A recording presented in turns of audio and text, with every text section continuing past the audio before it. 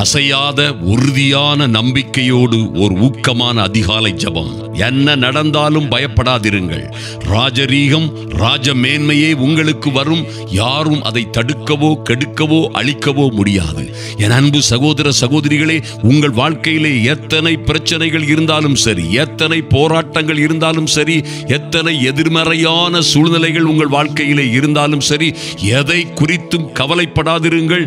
அசையாத நம்பிக்கையுடன் ஊக்கமாய் கல்வாரி தேவனை நோக்கி, நம்முடைய கர்த்தரை நோக்கி பாருங்கள். நிச்சயமாய் எந்த சூழ்நிலையிலும் இருந்து அவர் உங்களை காப்பதற்கு வல்லமை உள்ளவராயிருக்கிறார்.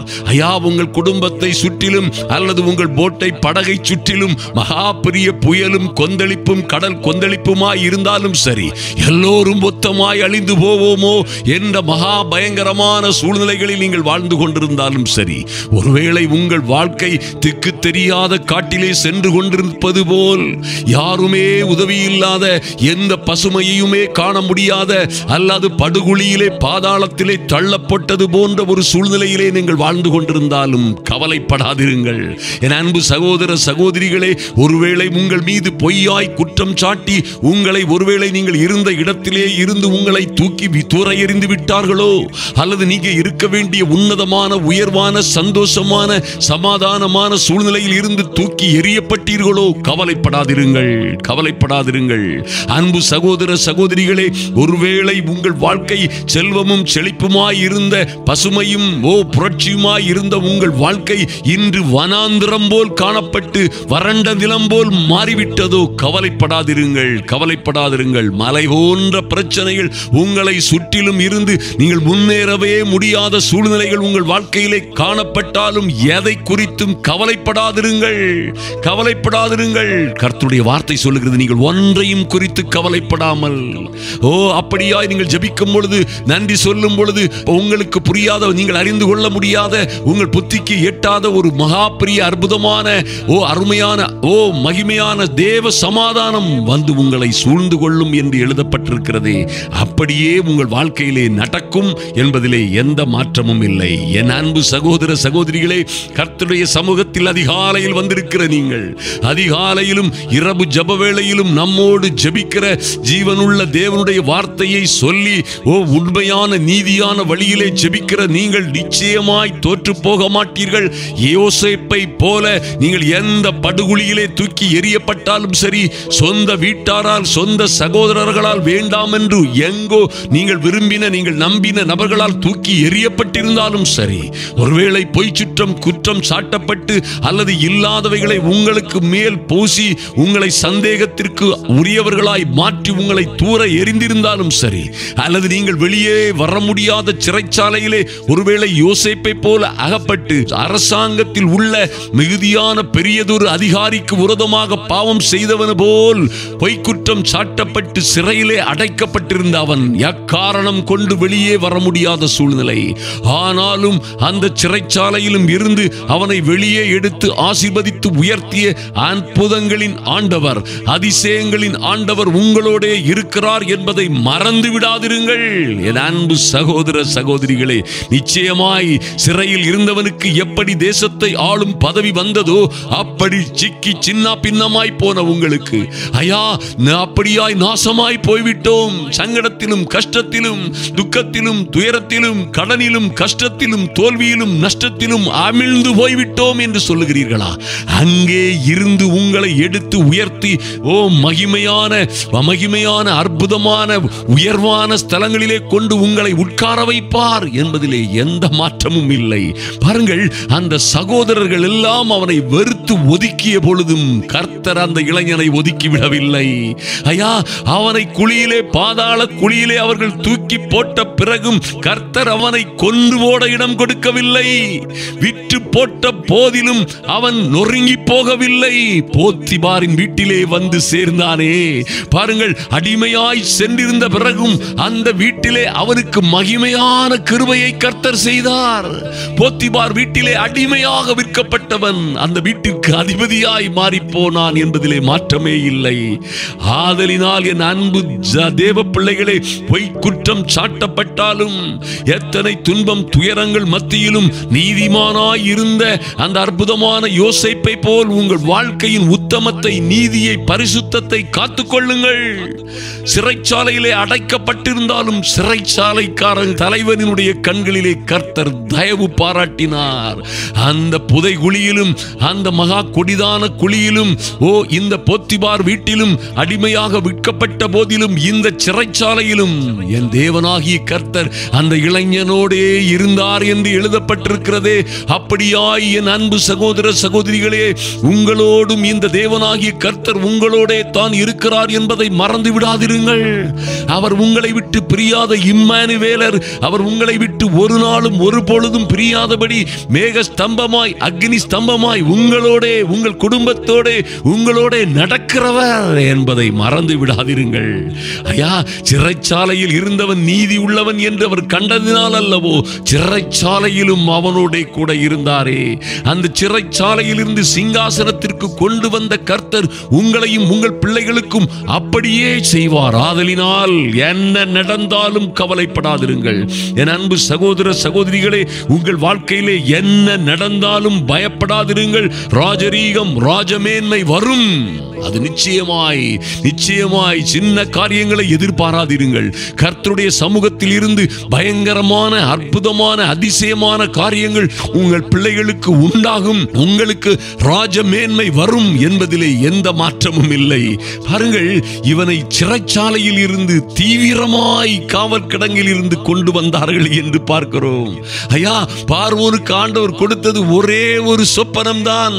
ஒரே ஒரு சொப்பனம் அவருடைய பிள்ளையை சிங்காசனத்திற்கு கொண்டு வந்தது. சிறைச்சாலையில் இருந்தவனுக்கு தேசத்தை ஆளும் பதவியை கொண்டு வந்ததென்றால், என் அன்பு தேவ பிள்ளைகளை, கர்த்தருக்காக இரவும் பகலும் காத்திருக்கிற, உண்மையாய் வைராக்கியமாய் காத்திருக்கிற என் அன்பு சகோதர சகோதரிகளின் பிள்ளைகளுக்கும் அவர்களுக்கும் அப்படியே நடக்கும் என்பதிலே மாற்றமே இல்லை. பாருங்கள், அப்பொழுது பார்வோன் தன் ஊழியக்காரரை நோக்கி, தேவ ஆவியை பெற்ற இந்த மனுஷனை போல் வேறொருவன் உண்டோ என்று கேட்கிற அளவிலே கர்த்தர் யோசேப்பை உயர்த்தினார். ஹல்லேலூயா. உன்னை போல் விவேகமும் ஞானமும் உள்ளவன் வேறு ஒருவனும் இல்லை. நீ என் அரண்மனைக்கு அதிகாரியாயிருப்பாய். உன் வாக்கின்படியே என் ஜனங்கள் எல்லோரும் அடங்கி நடக்க கடவர்கள். சிங்காசனத்தில் மாத்திரம் உன்னிலும் நான் பெரியவனாய் இருப்பேன். எகிப்து தேசம் முழுமைக்கும் உன்னை அதிகாரியாக்கினேன் என்று சொல்லி பார்வோன் தன் கையிலே போட்டிருந்த முத்திரை மோதிரத்தை கழற்றி அந்த யோசேப்பு இளைஞன் கையிலே போட்டானே. தன்னுடைய இரண்டாவது ரதத்திலே அவனை ஏற்றி, சகல ஜனங்களையும் பணியுங்கள் என்று அவனுக்கு முன்பாக கூறுவித்து, எகிப்து தேசம் முழுமைக்கும் அவனை எப்படி அதிகாரியாய் மாற்றினானோ அப்படியே உங்கள் பிள்ளைகளையும் உங்களையும் ஒரு நாளிலே கர்த்தர் உயர்த்துவார் என்பதிலே மாற்றமே இல்லை. என் அன்பு சகோதர சகோதரிகளே, அவரை நோக்கி பார்த்தவர்கள் எல்லா முகங்கள் ஒன்றும் மெட்கப்பட்டு போனதில்லை. இந்த இயேசுவை நோக்கி பார்த்தவர்கள் எல்லாம், அவர்கள் முகங்கள் எல்லாம் பிரகாசம் அடைந்தன என்று பார்க்கிறோமே. ஆதலினால் நிச்சயமாய் உங்கள் வாழ்க்கையிலே, உங்கள் பிள்ளைகளுடைய வாழ்க்கையிலே மகிமையான காரியங்கள் நடக்கும். உங்கள் பிள்ளைகளை குறித்தும் உங்களை குறித்தும் கவலைப்படாதிருங்கள். பிள்ளைகளுடைய வாழ்க்கையிலே என்ன நடந்தாலும் பயப்படாதிருங்கள். கர்த்தருக்கு பிரியமாய் வாழுங்கள். கர்த்தரை பிடித்துக் கொள்ளுங்கள். நிச்சயமாய் கர்த்தர் உங்களை ஆசீர்வதித்து மேன்மைப்படுத்துவார் என்பதிலே எந்த மாற்றமும் இல்லை, எந்த சந்தேகமும் இல்லை. ஆதலினால் தைரியமாயிருங்கள். இந்த நிகழ்ச்சியை ஸ்பான்சர் செய்த அன்பு சகோதரி லியா அவர்களுக்கும், சுதாகர் என்ற அவருடைய அன்பு கணவனுக்காகவும் ஜெபிக்கிறோம். தகப்பனே, நீர் அவர்களுக்கு கொடுத்த நல்ல பிள்ளைகளுக்காக ஜெபிக்கிறோம் சுவாமி. அன்பின் ஆண்டவரும் இரட்சகருமாகிய இயேசு கிறிஸ்துவின் நாமத்தினாலே ஸ்ரீலங்காவை சேர்ந்த லியா என்ற அன்பு சகோதரியையும் சுதாகர் என்ற அன்பு சகோதரனையும் அவர்கள் பிள்ளைகளையும் அவர்கள் வைத்திருக்கிற கடைகளையும் தொழில்களையும் கர்த்தர் ஆசீர்வதிக்கவே ஆசீர்வதித்து பிள்ளைகளை மேன்மைப்படுத்துவீராக, மகிமைப்படுத்துவீராக. நன்றி செலுத்துகிறோம் சுவாமி. அன்பரும் ஆத்ம இரட்சகருமாகிய இயேசு கிறிஸ்துவின் நாமத்தினாலே உங்க சமூகத்திலே வருகிறோம் சுவாமி. என்ன நடந்தாலும் பயப்படாதபடி, என்ன துக்கங்கள், சோர்வுகள், கஷ்டங்கள் அவருடைய வாழ்க்கையிலே வந்தாலும் உம்முடைய சமூகத்திலே வந்து அதிகாலை வேளை வேளையிலும் இரவு ஜப வேளையிலும் வந்து காத்திருக்கிற, ஒவ்வொரு நாளும் தவறாமல் காத்திருக்கிற உங்கள் பிள்ளைகளை என் தேவனாகிய கர்த்தர் எத்தனை படுகுழியிலே இவர்கள் அகப்பட்டிருந்தாலும் சரி, எத்தனை பாடுகள் துன்பங்கள் உபத்திரவங்களிலே இவர்கள் அகப்பட்டிருந்தாலும் என் தேவனே, வெளியே வர முடியாத சிறைச்சாலை போன்ற பிரச்சனைகளிலே இவர்களும் இவர்கள் பிள்ளைகளும் எங்கோ யாரிடமோ எங்கேயோ எந்த குடும்பத்திலோ அகப்பட்டிருந்தாலும் கர்த்தராகிய ஆண்டவர் அவர்களுடன் கூடனே இருப்பதற்காக நன்றி செலுத்துகிறோம் சுவாமி. பிள்ளைகளை அங்கே இருந்து மீட்டு, ஐயா இவர்களை அந்த இடத்தில் இருந்து மீட்டு, எங்கே அடைக்கப்பட்டார்களோ அங்கே இருந்து விடுதலையை கொடுப்பீராக. எந்த எந்த பிரச்சனைகளிலே கடனிலும் துக்கங்களிலும் கஷ்டங்களிலும் அகப்பட்டிருந்தார்களோ அங்கே இருந்து இவர்களுக்கு ஒரு விடுதலை உண்டாகட்டும் என் இயேசு கிறிஸ்துவின் நாமத்தினாலே லார்ட் நன்றி செலுத்துகிறோம் சுவாமி.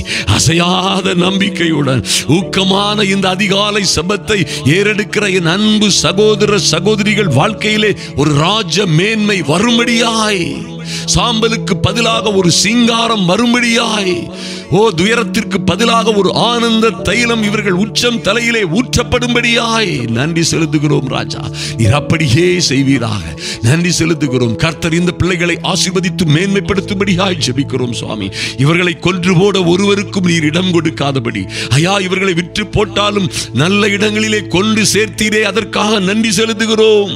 அடிமையாய் சென்றிருந்தாலும் ஆளுகிறவர்களாய் நீர் இவர்களை மாற்றுவீர் என்று விசுவாசிக்கிறோம். எங்கே எங்கே இவர்கள் அடிமைப்பட்டவர்கள் போல் இருக்கிறார்களோ, என் அன்பு சகோதரிகளும் அவருடைய சகோதரர்களும் அப்பா அவர்களுடைய பிள்ளைகளுமாய் எங்கே அடிமைப்பட்டவர்கள் போல் இருக்கிறார்களோ அங்கே இவர்களை ஆளுகிறவர்களாய் நீர் மாற்றுவீர் என்று விசுவாசிக்கிறோம் சுவாமி. சிறைச்சாலை போன்ற இடங்களிலே அகப்பட்டிருக்கிற இந்த பிள்ளைகளை தேவனாகி கர்த்தர் விடுவித்து ஒரு ராஜரீக மேன்மையை கொடுப்பீராக. நன்றி செலுத்துகிறோம் ராஜா. நன்றியோடு உம்மை துதிக்கிறோம் தகப்பனே. நன்றி செலுத்துகிறோம் ராஜா. இந்த வாரங்களிலே ஐயா பிப்ரவரி மாதத்தின் முதல் வாரத்திலே நடக்கிற ஆந்திராவிலே சிந்தாப்பள்ளி என்ற இடக்கிலே லார்ட் விசாகப்பட்டினம் அருகிலே நடக்கிற அருமையான 4 நாள் கூட்டங்களுக்காக ஜெபிக்கிறோம் சுவாமி. நன்றி செலுத்துகிறோம் சுவாமி.